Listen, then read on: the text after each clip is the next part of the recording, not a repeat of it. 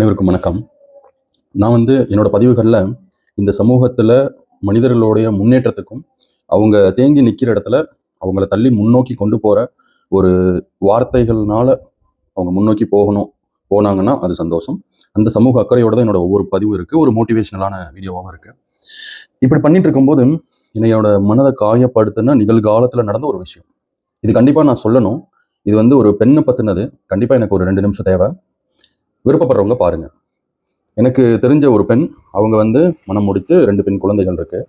அந்த 2 பெண் குழந்தைகளை வச்சுக்கிட்டு அவங்க இன்னமும் அந்த பழைய ஆண் ஆதிக்க வாழ்க்கையில தான் இருக்கிறாங்க. ஆணாதிக்க வாழ்க்கைன்னா எல்லாரும் அப்படி இல்லை. இப்போ எல்லாம் மாறி நம்ம வந்துட்டோம்.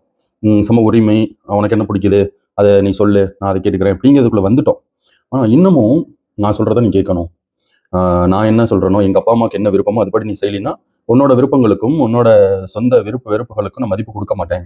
ஒரு டிவி கிடையாது, ஒரு வெளியே கூட்டு போகிறது கிடையாது, ஒரு கணவன் மனைவிக்கு உண்டான எந்த ஒரு சந்தோஷமும் கிடையாது. காரணம், நான் சொல்கிறத நீ கேட்கணும், அவ்வளோதான். நான் என்ன சொல்கிறேன்னா, சில ஆண்களுக்கு சொல்கிறேன். நான் என்ன சொல்கிறேன், நமக்கு ஒரு வெறுப்புகள் இருக்கிற மாதிரி அவங்களுக்கும் இருக்குது. நீங்கள் பொண்டாட்டி பக்கம் பேச வேணாம், அம்மா பக்கம் பேச வேணாம், நியாயமாக பேசுங்க. எது உங்களுக்கு நியாயம் படுதுன்னு பேசும்போது, ஒரு நேரம் நீங்கள் ஒய்ஃபுக்கு சாதகமாக பேசும்போது, அதாவது சாதகமாக இல்லை, நியாயமாக பேசும்போது அம்மா அப்பாவும் வரலாம் ஒய்ஃப் பக்கம் நியாயத்தை பேசும்போது. பட் ஓகே, விட்டுருங்க. இன்னொரு நாள் அம்மாவுக்கு நியாயமான பக்கத்தை நீங்கள் பேசுவீங்க.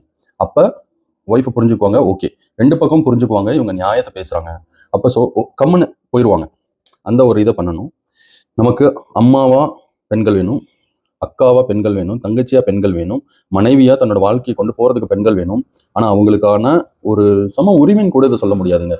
ஒரு குறைஞ்சபட்ச அவங்க சுதந்திரத்தை கொடுக்கலாம்ல, அது கூட இல்லாத நிகழ்காலத்தில் எனக்கு தெரிஞ்சவங்களை நான் பார்க்குறேன். அது வேதனையாக இருக்குது. யாராச்சும் இந்த வீடியோ பார்த்துட்டு இருக்கவங்க அப்படி இருக்கீங்கன்னா, தயவு செஞ்சு அவங்களுக்கும் ஒரு மதிப்பு கொடுத்து நடந்துக்கணுங்கிறதுக்காக தான் இந்த வீடியோ. ஆண்களை பொறுத்த வரைக்கும் வேலைக்கு போகும், வரும், எல்லாம் பண்ணுவோம். ஒரு கட்டத்துக்கு மேலே நம்மளால் எல்லா ப்ரெஷரையும் தாங்கிக்க முடியாமல் ஷட் டவுன் ஆகும். ஆனால் பெண்கள் எல்லா சுச்சுவேஷனையும் தாங்கி நம்மளை மேலே தூக்கி கொண்டு போகிறவங்க.